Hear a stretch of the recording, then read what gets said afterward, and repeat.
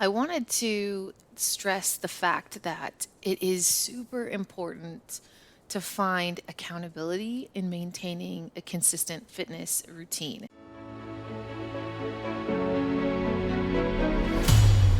Welcome to Reps and Redemption, a podcast for moms who want to prioritize their health and build strength from the inside out. Hey there, mama. I know you long to find the joy in all the things homemaking and motherhood while showing your kids that you don't have to give up on yourself, your goals, or your desired quiet time with Jesus just to be a good mom. I'm your host, Ashley Harvey, former college athlete, wife, homeschooling, faith-filled homemaker, mom of four, nutrition and strength training coach. If you're ready to take control of your health, lose fat, build muscle, and faith, you're in the right place.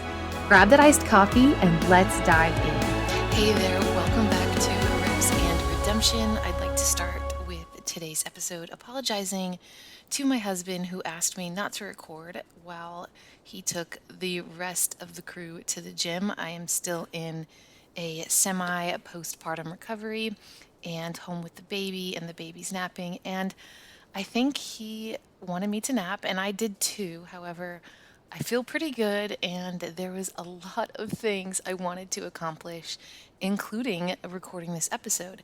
So I'm sorry, Alex. The house is incredibly quiet and peaceful. I'm not kidding. This is rare. He knows that, and we are gonna just roll with it. So I am going to share with you today a few things before we jump into the episode of what I have been absolutely loving these past few days and weeks, just taking care of the home in the newborn baby phase and loving on my family. I was loving my husband home for 3 weeks. That was amazing. Absolutely amazing. We are approaching week 6, and I wish he could have stayed home the entire time. But is the sole provider for our family, and the work of his hands are blessed by the Lord indeed. So I understand he had to go back to work, but we truly miss him here at home. And I was going to make a quick list, but it's actually just a mental list I wanted to share with you. The first 2 weeks of baby, we were just cuddling, resting. And then for me, I can only lay and sit so much. It actually kind of drives me crazy and like hurts my back and all of those things. So I started baby wearing Micaiah around week 3. So I've been doing that. But then, of course, making sure that I relax here and there. And I did pause my bread making, but I was so wanting some homemade bagels. So that's what I wanted to share with you. I kind of have decided that if I'm going to eat certain things, I will eat those things if I make them. So, for example, bagels, because I absolutely love bagels, and I I just love them. I love carbs, and if I make it, I will eat it. I'm not going to buy certain things from the store anymore, and that is going to be a different episode coming up, so I will share that with you in the near future. Another thing that I've been loving is I have done the just an intermittent fast and waiting until about 11, noon to start my eating window, and I have felt amazing. There's, a lot of science behind it too, but I think you have to listen to your body and really hear what it's asking for. And because it has made me feel more energized and a lot better, I have continued to do it. So I have been loving that. And I like I said a few minutes ago, or just a minute ago, I our house is quite loud, and it starts around probably 7:30, between 7:30 and 8:30, with 3 littles and 3 adults. It's my husband, my oldest, my adult daughter, and then he and I have 3 littles. And it just gets a little crazy sometimes, unless it's like rest time or rest period, where we try to say, okay, everyone can do what they want. Little people are napping, and let's keep it down. So unless that's happening, it is quite active and I just when it is quiet, I love to take advantage of either just laying down with the baby or recording a show. And I am committed to this podcast. So that is my on my priority list. So I wanted to share that with you. So one of the things that's actually been super peaceful, I just discovered recently, I've just really enjoyed listening to, quiet classical music and things that bring a lot of peace. And I love, if we've chatted before, I really enjoy metal music and rock music and country music. I love it. I love so many different genres, but I've just really been into the on this classical kick. It really just brings me peace and I love the instrumentals.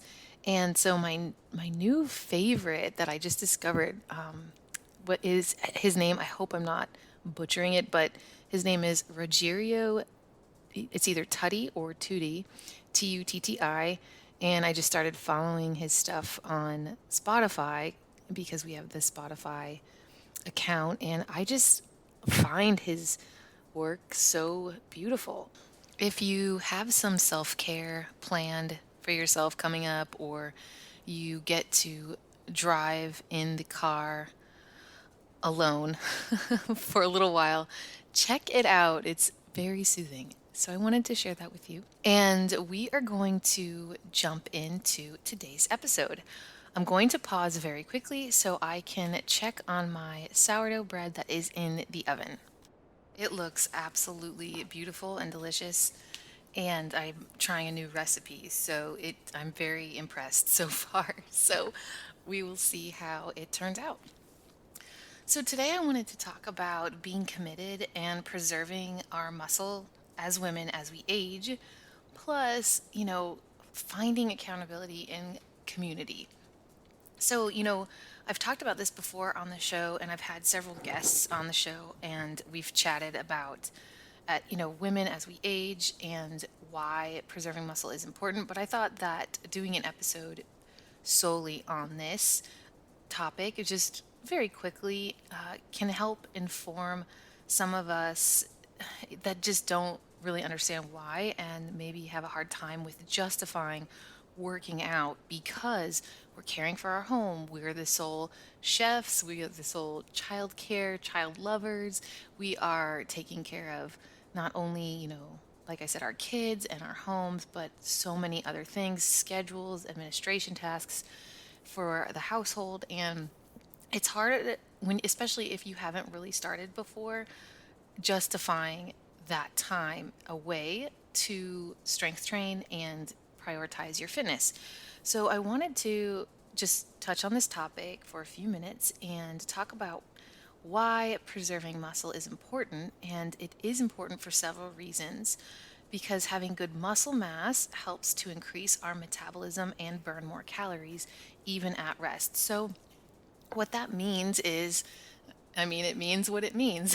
When we work out more or just focus on prioritizing exercise and working out, we're inevitably going to increase our metabolism and burn more calories. And we're going to be burning calories at rest.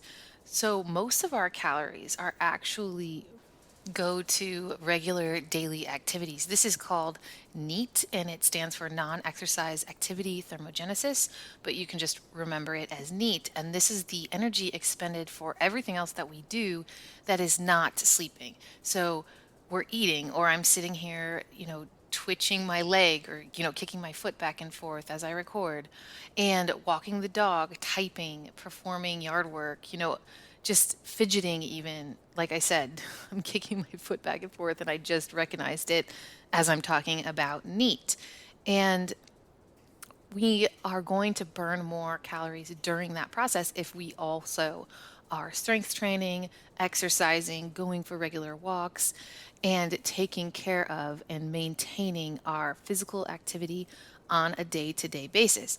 So when we do this, not only, like I said, does it help us have good muscle mass and increase our metabolism, even at rest, we burn more calories, and this can help support our weight management and prevent and manage conditions like diabetes, obesity, and things to that nature, other health things to that nature. So, maintaining muscle, secondly, and strength is crucial for bone health. And as we age as women, our risk for osteoporosis increases. And having strong muscles can help us support the bones and reduce the risk of fractures. Now, I don't know if you have experienced this. I am currently in my late 30s, but I felt a shift. And I don't like saying, like, oh, I'm too old for this. I don't believe you're really too old for anything, obviously, unless you age out. But I do think that there is a little shift that happens, and I do feel like I have felt it, especially after I had my first baby. Now, it could be because of that and age, but I do know that working on building muscle and maintaining the muscle I do have is going to help me overall. And I don't want to get down the road 15, 20 years from now, or even 5 years from now, and, fracture really easily or feel weak in my bones. I don't want any of that. So, this is another key reason to preserve our muscle and strength train. Also, when we preserve muscle, this can lead to our overall physical function and quality of life. When we do have muscle and strong muscles, it makes it easier to perform our daily activities as homemakers, as moms. It helps us maintain balance and prevent injury. Now, I don't know how much your child or children weigh, but mine, especially my cute little Annie, my almost 2 year old, we call her Little Tank. She is not light as a feather. And if I'm going to be picking her up, you know, on a daily basis, maybe until my 6 year old still loves to be picked up and says, hold you, because she likes to copy her baby sister. And I want to be able to do that. I want to be able to lift my littles. So it's a very helpful thing when we have that muscle and when we are getting stronger and making it a priority to gain more strength and build more muscle. Preserving muscle as a woman is also, like I said in one of the first points, important for maintaining a healthy weight, supporting our bone health, improving our physical function, and lastly, promoting our hormone balance. Now, I don't know about you, but this is my third baby, and I have started very light, weight free, just body weight workouts, and I have already felt better. And our hormones, as we age and as we have children, and then we'll hit perimenopause, will be kind of out of whack. But strength training and exercise helps us to find a little bit more of an equilibrium there. I wanted to, stress the fact that it is super important to find accountability in maintaining a consistent fitness routine. So for me, I have obviously my husband is really into fitness, and I do have people I know at the gym, a couple of friends that, ask if I'm going. Obviously, I'm not going yet, but when you also have a plan and you know what you're going to do and a goal of, okay, I'm going 3 times this week, come rain or shine or snowstorm. And if I can't go to the gym, what can I do in my own home? And really just having it as a non negotiable. Now, I would even go as far to say to push yourself every day to make it a habit if it's not a habit yet, for anywhere from 5 to 20 minutes, and just making it a point to achieve some sort of consistent fitness routine. I believe it's the last episode. I just talked about what you could do at home in just a few minutes to help build muscle and strength and to get in an efficient workout as a busy mom, as a stay at home mom, as a homemaker, and taking care of all of the things.